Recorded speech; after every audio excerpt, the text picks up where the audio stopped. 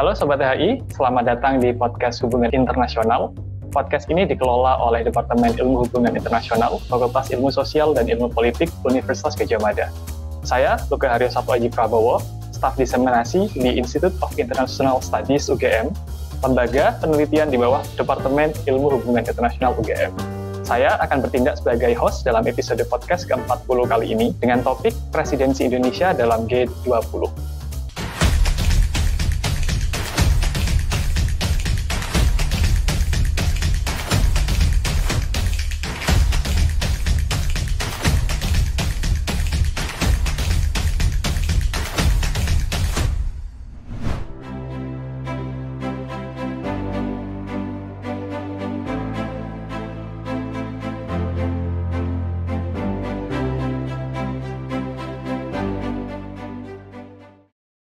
Sobat HI semua, sebagaimana kita ketahui bersama, Indonesia telah mengampu kursi presidensi G20 sejak tanggal 1 Desember yang lalu. Selama periode presidensi Indonesia yang akan berlangsung hingga November 2022, Indonesia akan mendorong beberapa isu penting sebagai agenda utama kerjasama negara-negara yang tergabung dalam G20. Isu-isu tersebut antara lain adalah kesehatan inklusif, transformasi digital, dan transisi energi ke green economy. Hari ini, kita akan secara khusus membahas mengenai isu transformasi digital bersama dosen HI UGM dan Direktur PSBD, yakni Dr. Riza Nur Afani, dengan berfokus pada aspek e-commerce. Halo Pak Riza, apa kabar? Baik, Alhamdulillah, Mas Luke. Baik, semoga sehat selalu. HI dimanapun berada, selamat datang kembali di podcast kami. Baik, luar biasa. Semoga selalu sehat ya Pak Riza. Ya, amin. Baik, untuk memulai diskusi kita pada hari ini nih Pak Riza, saya penasaran, kira-kira mengapa isu e-commerce ini harus dimasukkan dalam agenda pembahasan kerjasama di G20? Apakah ini berkaitan dengan absennya rezim yang mengatur ekonomi digital di WTO? Ya, tentunya ini sangat terkait dengan apa yang berlaku di level multilateral ya, ketika kita bicara soal bagaimana sistem perdagangan internasional belum bisa mengatur secara konsensus bagaimana ekonomi digital dan turunannya itu perdagangan elektronik e-commerce itu harus disepakati oleh para anggotanya. Kita mengenal misalnya dalam konteks WTO atau WTO ada yang namanya moratorium e-commerce gitu yang menyarankan atau mensyaratkan tidak diberlakukannya hambatan-hambatan perdagangan dalam perdagangan elektronik. Dan itu menjadi concern tersendiri bagi beberapa pihak, tidak terkecuali negara-negara sedang berkembang yang memang punya concern dalam soal besarnya potensi pasar dari e-commerce ini dan bagaimana negara-negara maju memanfaatkan potensi pasar negara-negara sedang berkembang ketika masuk ke dunia yang namanya perdagangan elektronik ini. Dan oleh karenanya ketika Indonesia mengawal presidensinya antara lain dengan tema digital economy atau ekonomi digital, lebih spesifik bagaimana dia ditransformasikan, sesungguhnya kita menyambung apa yang sudah menjadi concern negara-negara sedang berkembang. Di G20 sendiri, isu ini sudah mulai diangkat sejak tahun 2015 di Turki ya, ketika presidensinya dipegang oleh Turki. Berturut-turut sejak itu dia menjadi agenda di G20 dan menjadi perhatian ya dan selalu mendapatkan porsi pembicaraan yang luas tidak terkecuali di rezim perdagangan multilateral di bawah WTO. Jadi kalau kita melihat strategiknya isu e-commerce atau digital economy atau yang berkaitan dengan transformasinya, maka posisi kita di G20 yang menjadi presiden untuk 1 tahun ke depan akan sangat berarti karena ini bagian dari yang kita sebut sebagai setting the norm. Jadi ini forum yang memang tidak binding, tidak menyediakan agreement yang binding, tidak menghasilkan apa-apa, umumnya menghasilkan deklarasi, tetapi sebagai norm setting mechanism, norm setting institution, norm setting forum, dia sangat efektif.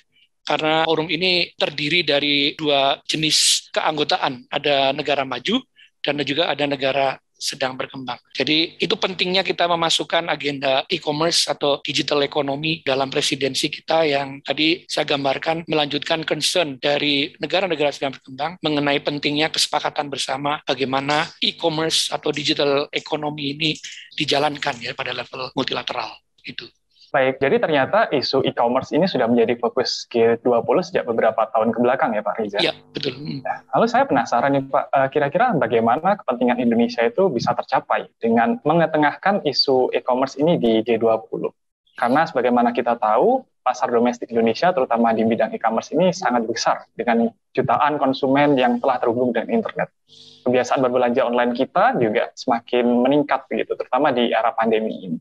Ini semestinya menjadi daya tawar begitu bagi Indonesia dalam negosiasi perdagangan yang akan dilakukannya. Nah, kira-kira apakah keunggulan tersebut sudah terkapitalisasi dengan baik sejauh ini, Pak? Dan juga apa hambatan dalam proses kapitalisasi tersebut?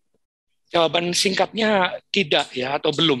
Kita belum membuat keunggulan dalam konteks potensi pasar yang besar ini menjadi bagian dari keuntungan kita untuk terlibat dalam ekonomi digital atau perdagangan elektronik. Kita masih perlu banyak menata ulang secara domestik apa yang harus dilakukan. Tetapi tidak kalah penting adalah menata regulasinya pada level internasional atau multilateral. Dan sekali lagi, memang ini perlu tahapan ya, yang kita harus ikuti secara telaten, secara hati-hati, secara prudent apa yang harus dilakukan. Seperti tadi disampaikan, di level multilateral, terutama di bawah kerangka WTO atau WTO, belum ada kesepakatan mengenai ini. Yang ada hanyalah inisiatif untuk membicarakan tema-tema ini secara plurilateral. Jadi hanya menyangkut sejumlah anggota WTO, tidak semuanya. Sehingga mekanisme ini seringkali dipakai untuk sebetulnya menjembatani kekurangan dari rezim WTO yang sangat mengandalkan mekanisme konsensus. Sehingga inisiatif ini dikedepankan sejak kurang lebih 5 tahun yang lalu ya oleh beberapa negara, antara lain yang dikenal dengan Joint Statement Initiative on Electronic Commerce atau GSI e-commerce, di mana kita sudah menjadi observer sejak tahun 2019 ya, dan satu lagi Joint Statement Initiative atau Joint Initiative on Services Domestic Regulation. Jadi ini juga dikedepankan oleh sejumlah negara anggota WTO untuk sebetulnya memulai pembicaraan yang lebih substantif mengenai isu-isu yang dipertentangkan ya dalam rezim e-commerce atau secara umum digital trade gitu, atau digital ekonomi. Sehingga tahap itu perlu kita lalui dan proyeksi banyak kalangan ini akan memakan waktu agak lama, dan seperti biasanya kalau mekanisme ini dipakai, yang terjadi adalah biasanya ada agreement di antara anggotanya dalam konteks plurilateral, dan kemudian dia menjadi sekali lagi rujukan bagi negara-negara lain yang belum menyepakatinya. Dan itulah yang harus kita antisipasi.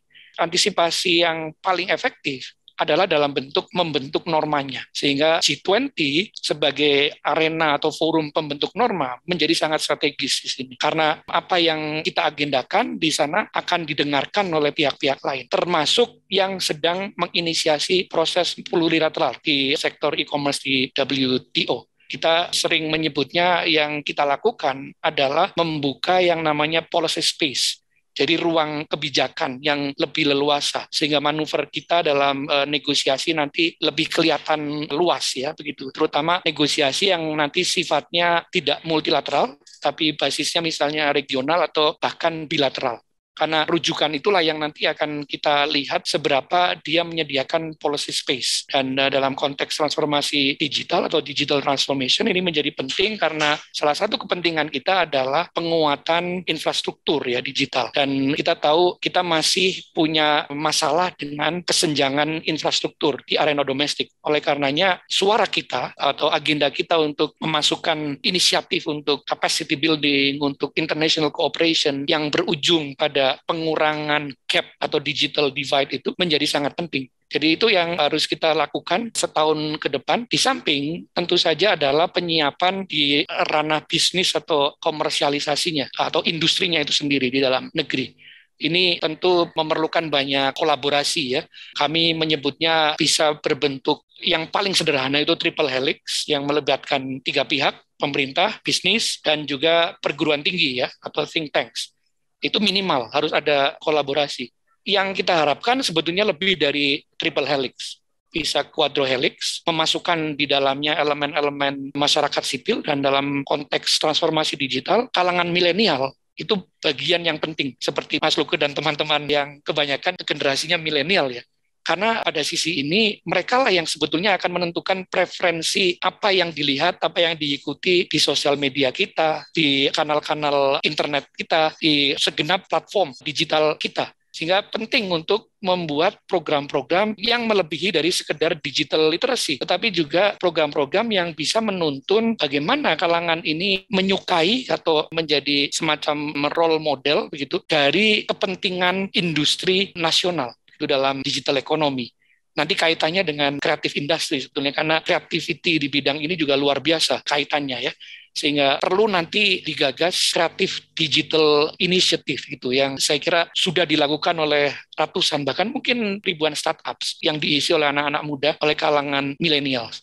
Itu quadrohelix. Nanti ditambah kalau mau lebih spesifik lagi pentahelix gitu, yang masukkan lagi elemen-elemen yang kami di generasi sebelum kalian yang milenial ini menyebutnya sebagai mainstream media. Tapi bagi kalian kan sebetulnya yang sekarang ini mainstream ya. Yang kami dulu ikuti itu sekarang bukan lagi mainstream. Tapi masih penting mengikutkan mereka dalam skema kolaborasi ini karena bagaimanapun mereka masih memegang kunci-kunci keputusan, terutama keputusan-keputusan politik dan ekonomi. Jadi mereka-mereka yang berumur sekarang ya, berumur 40, 50 kan ada pada puncak karir mereka ya, dan mereka masih memegang kunci itu sehingga media yang dulu kami sebut mainstream itu masih penting untuk dimasukkan. Jadi intinya kerjasama berbagai kalangan, berbagai pemangku kepentingan sangat diperlukan untuk ini. Begitu Mas Luke.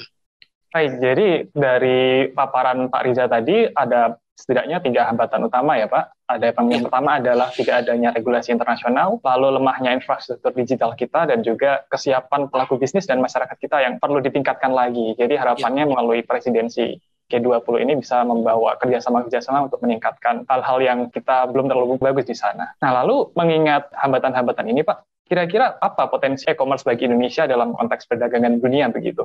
Khususnya Indonesia ini kan sebagai representasi dari negara berkembang yang paling utama lah, kalau saya boleh bilang. Bagaimana semangat emansipasi dunia selatan dan strategi outwitting ini bisa diperjuangkan melalui pembahasan kerjasama dalam bidang e-commerce? Ya, ini memerlukan berbagai front ya, berbagai ujung tombak diplomasi ekonomi di kalangan negara-negara selatan. Front yang paling utama tentu saja yang berkaitan dengan revenue yang dianggap selama ini hilang karena ketiadaan regulasi internasional yang mengatur soal ekspor-impor dalam bidang e-commerce. Soal-soal yang berkaitan dengan lost revenue untuk barang yang ditransmisikan secara elektronik. Dan sekarang ini teman-teman tahulah siapa pemain kuncinya, pemain besarnya di sana, dan bagaimana mereka taking huge benefits out of that ya. Dan negara-negara sedang berkembang seperti hanya bisa melihat aliran-aliran keuntungan itu mengalir ke utara begitu, dan tidak stay di selatan. Ini yang sebetulnya diperjuangkan oleh Indonesia, oleh Brazil, oleh India,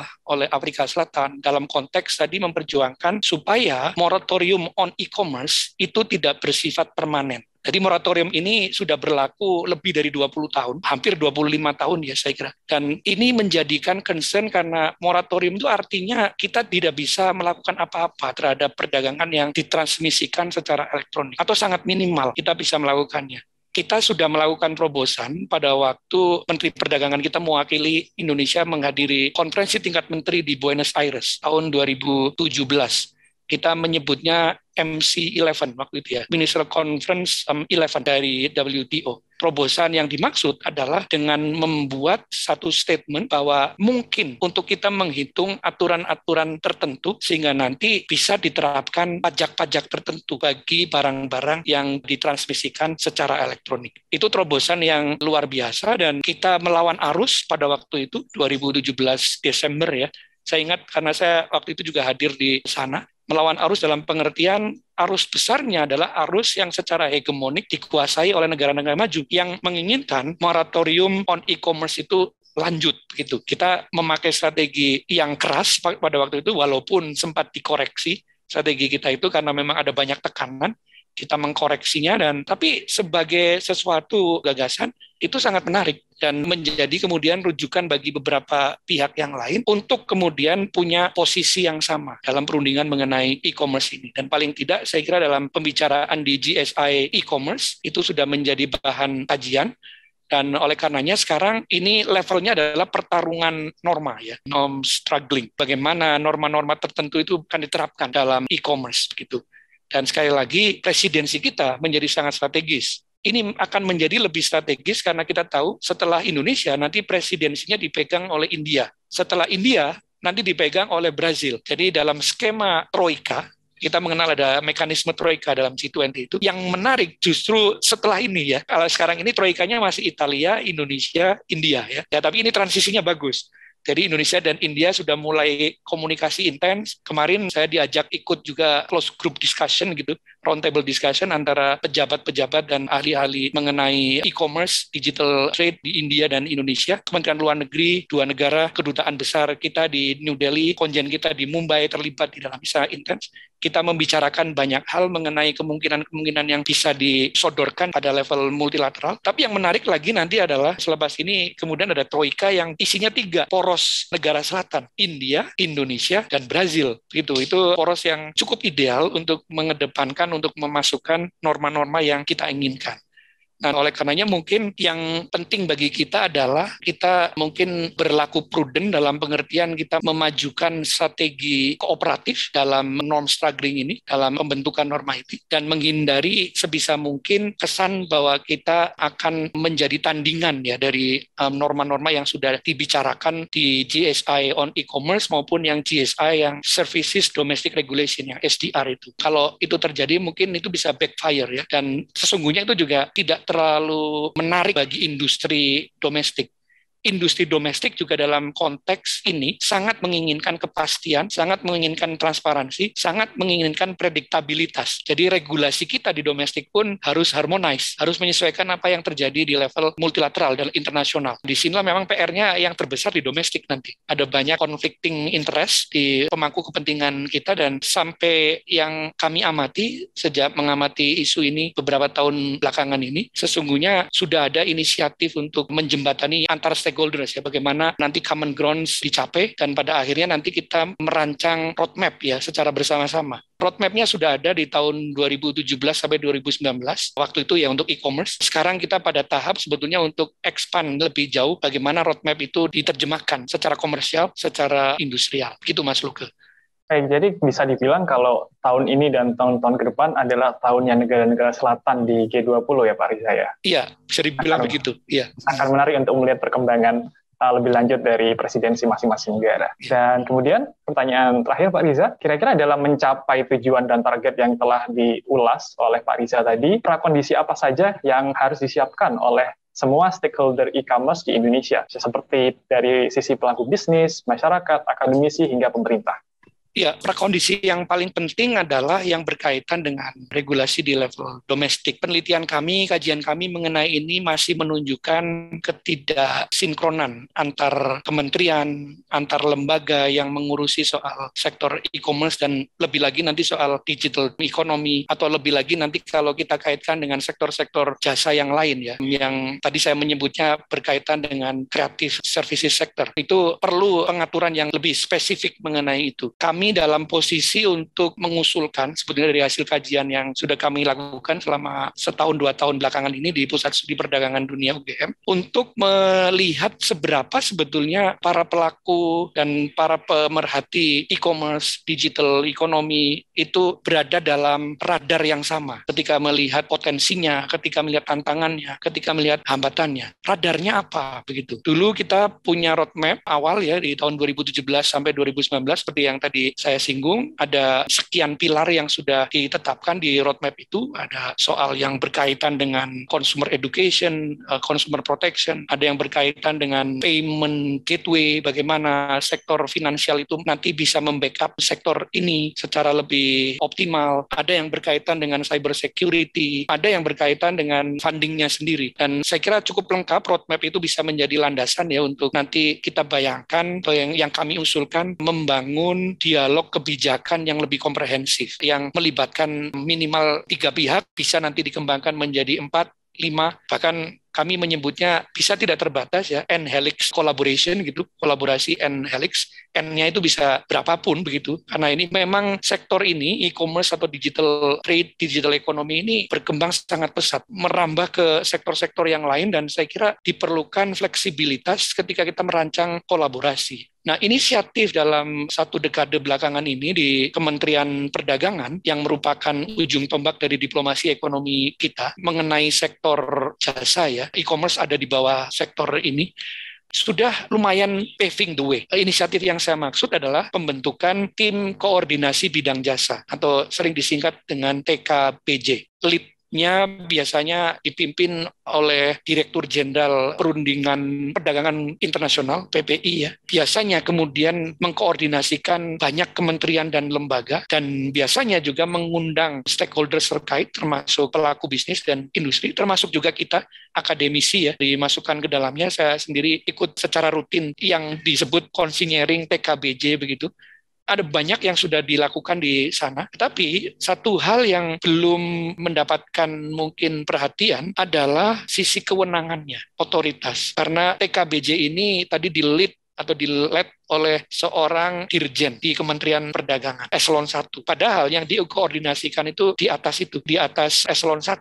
Persoalan-persoalannya bisa sangat strategik, menyangkut antara kementerian, antar lembaga, dan industri dan pelaku bisnisnya juga diatur di berbagai skema kebijakan. Oleh karenanya, mari kita pikirkan bagaimana cara memperkuat atau mengoptimalkan tim koordinasi bidang jasa ini. Utamanya nanti menyangkut e-commerce dan digital economy atau digital trade secara lebih spesifik ya. Apakah kita perlu memikirkan perlunya menaikkan status TKBJ ini menjadi sebuah badan yang berdiri langsung di bawah presiden, semacam BKPM. Kalau dulu kita ingat ya, sejarah Kementerian Investasi itu kan dulu datangnya dari badan juga, Badan Koordinasi Penanaman Modal. Ini juga bisa kita bayangkan ada Badan Koordinasi Bidang Jasa, termasuk di dalamnya nanti sektor e-commerce atau digital economy. Kita bisa memikirkan itu dalam pengertian tadi untuk mensinkronkan dan membuat optimum peran pemerintah di dalamnya. Karena bagaimanapun yang ditunggu oleh berbagai kalangan, termasuk kalangan industri, pemain bisnis lokal, adalah itu. Dan ini nanti bentuknya secara lebih konkret disepakatinya roadmap, peta jalan mengenai bidang jasa kita. Services industry, services trade, trade in services, itu bagaimana akan disepakati bersama. Dan oleh karenanya, langkah berikutnya setelah nanti ada kesepakatan itu atau bisa bareng-bareng ya, yang paling penting adalah memetakan atau dalam istilah saya, how to locate Indonesians positions in services, termasuk e-commerce pada level regional maupun pada level internasional, pada level global. Kita berada di mana dalam peta rantai suplainya, gitu, rantai pasokannya, rantai, kalau nanti kita bicara turunan dari e-commerce ini kan mau nggak mau nanti yang manufaktur ya, yang berkaitan dengan jaringan produksinya. Karena nanti apapun yang kita lakukan dengan e-commerce, dengan digital economy, ujungnya di gadget seperti ini, ya kan? Ini sesuatu yang juga sangat strategik begitu. Dan kita berada di mana dalam rantai produksi regional maupun global untuk industri yang berkaitan dengan, orang sering menyebutnya computer and related services. Ya. Ini bukan semata-mata soal barang, soal manufaktur barang ya, tapi juga soal jasa yang berada di sekitarnya. Ada jasa konsultansinya, ada jasa reparasi, jasa bagaimana membuat perjanjian bisnis, dan seterusnya. Itu harus kita pikirkan, dan saya kira akademisi seperti kita ini, dan kita untuk yang sudah mengenal HI UGM, kita punya kepedulian yang besar mengenai ini, sehingga sejak tahun 2012 di level studi pasca sarjana kita memperkenalkan satu minat yang kita sebut sebagai Global Trade Diplomacy, diplomasi perdagangan global, yang waktu itu atau sampai sekarang ya kita kaitkan dengan WTO Chairs Program, yang kita menjadi mitra program itu sejak tahun 2010. Poin saya adalah dengan kepedulian akademik yang semacam ini, kita harapkan riset, kajian, pendampingan kebijakan itu semakin besar untuk melihat posisi kita dalam mata rantai produksi global ataupun regional, termasuk di bidang e-commerce ini. Beberapa sudah memulai, dan tugas saya di Pusat Studi Perdagangan Dunia UGM adalah mengkompilasinya, membuat ceritanya, membuat dia make sense dengan apa yang dipikirkan oleh para pemangku kepentingannya, dan kita sudah mulai dengan membuat konsorsium untuk ini, konsorsium yang basisnya tadi kolaborasi N-Helix. Kita sudah mulai dengan tema ekonomi sirkular, dan berikutnya saya memproyeksikan jasa, services industry. industri jasa ini luar biasa impact-nya. Dan seperti tadi diungkap di awal oleh Mas Luke, potensinya sangat besar dan kita tidak boleh ketinggalan kereta atau kereta kita dirampas oleh orang lain ya. Jangan sampai itu terjadi, ditumpangi oleh orang lain atau ditarik oleh lokomotif orang lain. Lokomotifnya harus kita sendiri. Dan oleh karenanya tugas kita di kampus adalah bersama-sama itu tadi ya, menggiatkan atau membuat ramai kajian-kajian rantai nilai begitu pada level global di berbagai sektor, termasuk sektor e-commerce gitu dan digital economy. Mari kita lakukan ini ya, dan saya senang karena diundang di podcast ini semakin memperluas jejaring riset dan advokasi kebijakannya.